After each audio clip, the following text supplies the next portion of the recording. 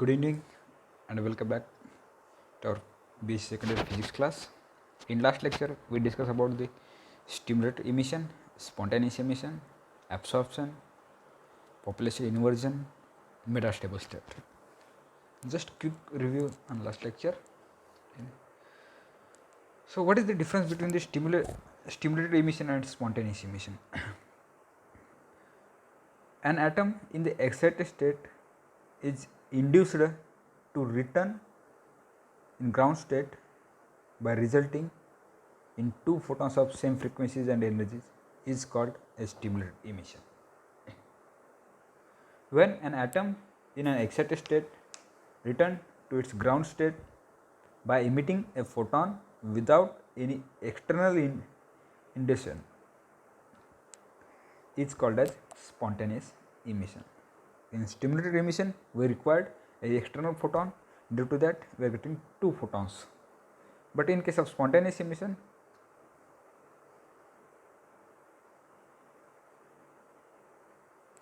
there is no requirement of external photon. This is a simple case in which atom in a excited state emits one photon and come back to its ground state. It is called as spontaneous emission. In case of stimulated emission, the emitted photons move in the same direction and both are highly directional. In case of spontaneous emission, the emitted photon move in all direction and are random. They are random. In case of stimulated emission, the radiation is highly intense, monochromatic and coherent. In case of spontaneous emission, the radiation is less intense and is incoherent. Both are exactly vice versa. The photons are in phase. In case of stimulated emission, they are in constant. The phase difference between photons are constant in case of stimulated emission. But in case of spontaneous emission, the photons are not in phase. There is no phase relationship between them. Okay, there are the main points between stimulated emission and spontaneous emission. After that, population inversion. Population inversion creates a situation in which the number of atoms in higher energy state is more than that in the lower energy state. Okay. Usually at thermal equilibrium, the number of atoms N2, that is the population of atoms at excited state, is much lesser than the population of the atom at a ground state N1. Therefore, N1 is very greater than N2. N1 is very greater than N2. After that, the phenomena of making N2 is greater than N1, that is the number of particles N2 more in higher energy level than the number of particles N1 in lower energy level, is known as population inversion, or it is also called as inverted population. The state of system in which the population of higher energy state is more in comparison to the population of lower energy state are called as negative temperature state. Means we are moving a number of atoms from energy level E1 to the E2 by using a phenomena pumping. We are going to pump a number of atoms from ground state energy level E1 to the excited state E2. Okay. There are some conditions of population inversion. There must be at least two energy levels in which E2 is greater than E1. There must be a source of supply the energy to the medium. Okay, and third one is the atom must be continuously rise to its excited state. These are some conditions which have to follow for population inversion.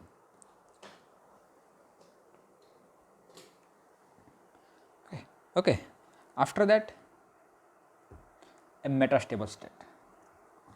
What is the metastable state and what is the importance of metastable state?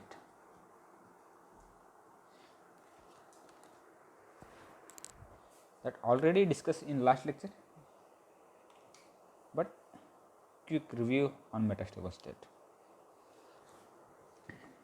The key to the laser is the presence in many atoms of one or more excited energy level whose lifetime may be 10 to the power of minus 3 second or more instead of usually 10 to the power of minus 8 second.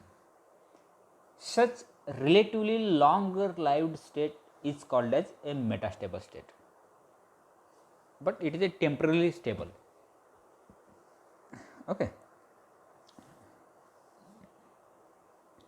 An atom can exist in metastable energy level for a longer time before radiating them it in ordinary energy level. Okay. So that atom can be excited to a higher level by supplying energy to it. Okay. Normally excited atom have short life times and release their energy in a matter of 10 to the power of minus 8 second through a spontaneous emission. Through a spontaneous emission, it means atom do not stay long to be stimulated. So as a result, they undergo spontaneous emission and rapidly return to its ground energy level. Therefore, the population inversion could not be established.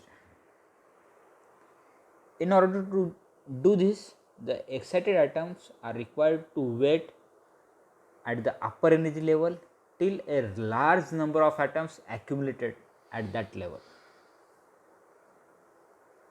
In other words, it is necessary that excited state have a longer lifetime.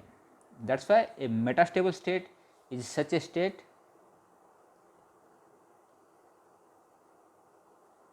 having lifetime 10 to the power of minus 3 second, which is very greater than 10 to the power of minus 8 second. So metastable can be readily obtained in a crystal system containing impurities atom. These levels lie in the forbidden gap of the host crystal. So there could be no population inversion and hence no laser action if metastable state does not exist,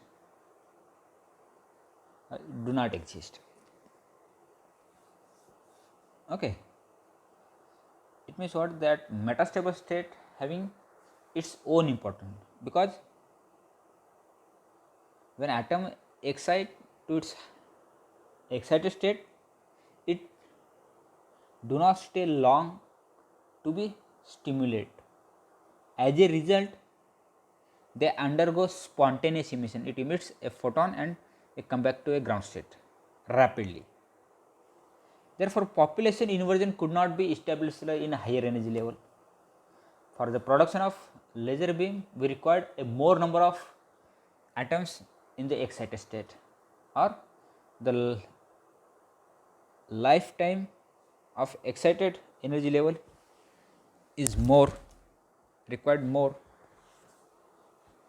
So, in order to do population inversion, the excited atoms are required to wait at the upper energy level till a large number of atoms accumulated at that level. In other words, it is necessary that excited state have a longer lifetime. That is why more number of atoms can accumulate a excited state.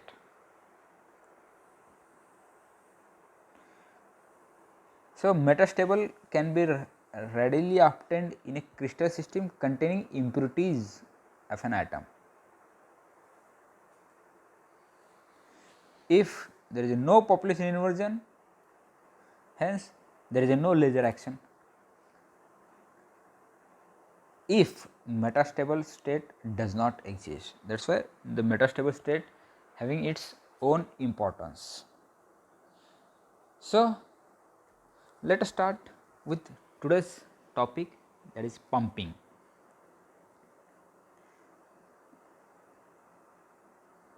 In simple language, pumping is nothing but the process which increases the population of an atom in the excited state, in the excited energy state. Means we have to pump a ground state atom to the excited state, and that process is nothing but a pumping. Okay, the process to achieve the population inversion, the process in which population inversion is achieved in the medium is called as pumping action, and it is essentially required for producing a laser beam. It is essentially requirement to produce a laser beam. There are different methods used for pumping action, in which first one is the optical pumping, excitation by photons. Second one is the electrical discharge method, excitation by electron. Third one is the direct conversion, and fourth one is the inelastic atom collision between atoms. So we will discuss one by one. First one is the optical pumping. When the atoms are exposed to a light radiations, energy h nu, atom in the lower energy state absorb that radiation and they go to the excited state. This method is called as optical pumping. Optical pumping is the process in which when atom is exposed to a light radiations, it absorbs that radiations and it moves to a excited state by absorbing a light photon. That's why this method is called as optical pumping. It is used in solid state laser like a ruby laser and ND-YAG laser. In ruby laser, xenon flash lamp is used as a pumping source.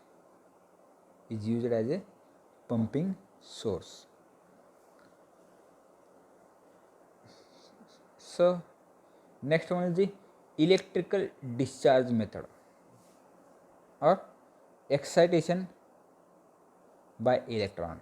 In first process, optical pumping is nothing but excitation by photons, and electrical discharge method means what? Is excited by electron.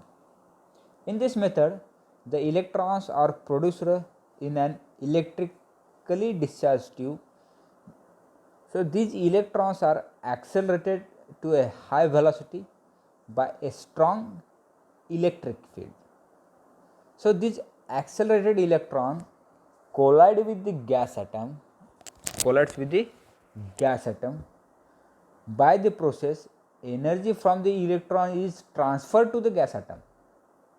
In this process, energy of colliding electron is transferred to a gas atom. Some atom gain energy and they go to the excited state. This result in population inversion. That's why this method is called electrical discharge method. Instead of light photon, we have to use a electron When that electron collides with the ground state atom, it gets excited and it reaches to a higher energy level E2. This method of pumping is used in gas laser like argon and CO2 laser. Now third one, a direct conversion. In this method, due to electrical energy applied in the direct band gap of semiconductor like gallium arsenic recombination of electrons and holes take place. During the recombination process, the electrical energy is directly converted into the light energy. Electrical energy is directly converted to the light energy. That's why this process is called as direct conversion process. Direct conversion process. Okay. Any doubt in this? So next one, optical pumping. In this chapter, we have to understand 2 level, 3 level and 4 level optical pumping system. Okay, let us discuss one by one. In simple 2 level system, it is not possible to obtain a population inversion. It is not possible to obtain a population inversion with a optical pumping, because the system can absorb a light only as long as population inversion occurs, and thus light amplification is not achieved. Thus light amplification is not achieved. Inversion by optical pumping become possible. Inversion by optical pumping becomes possible when using a 3 level system. Pump light with a short wavelength or higher photon energy can transfer atom from the ground state to the higher level as we see in this diagram. From there, a spontaneous emission or a non-radiative process, that is involving a photons in a laser crystal transfer atom to an intermediate level, that excited state upper laser level to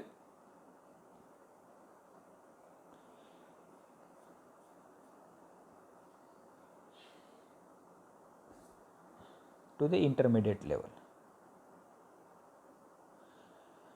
From the level down to the ground state, the laser transition with stimulated emission can be occurred. With sufficiently high pump intensity. Therefore, the population inversion for the laser transition can be reached as a stimulated emission by the pump radiations is prevented by the transfer to the intermediate level. That's why that laser again with much lower excited level is possible in 4 level system. In 4 level system such as ND-YAG, here the lower level of the laser transition is somewhat above the ground state, and a rapid transfer from there to a ground state keep the population of lower laser level is very small. Okay, therefore a moderate population in the 3rd level as achieved with a moderate pump intensity is sufficient for a laser amplification. As we see in this diagram, first one shows that 3 level pumping and next one is the 4 level pumping, in which by using a optical pumping, a ground state atom moves to the excited state. It cannot stay there for a longer time. It reaches to a intermediate level from which the population of atom goes on increases. After population inversion occurs, all the atoms from intermediate state, they emits photon and come back to the ground state energy level. This phenomena can occur in 3 level optical pumping. In case of 4 level pumping, another 4th energy level is observed and which is near to the ground state energy level. When ground state atom absorbs that incident photon, it moves to a upper energy level or excited state. It cannot stay there for a longer time. It emits one photon and come back to a intermediate state, so that the population of that level goes on increases, and simultaneously all that atoms emits a photon and come back to a another intermediate state. That's why this optical pumping is called as 4 level optical pumping. One is ground state energy level, another is excited state energy, and two energy are another 2 energy levels are present. One is near to the excited state energy level and another is near to the ground state energy level. Okay, in this way we can achieve a optical pumping in case of 3 level as well as in case of 4 level laser system. 4 level laser system. Is there any doubt? If you have any doubt, you can ask me in comment section. Thank you.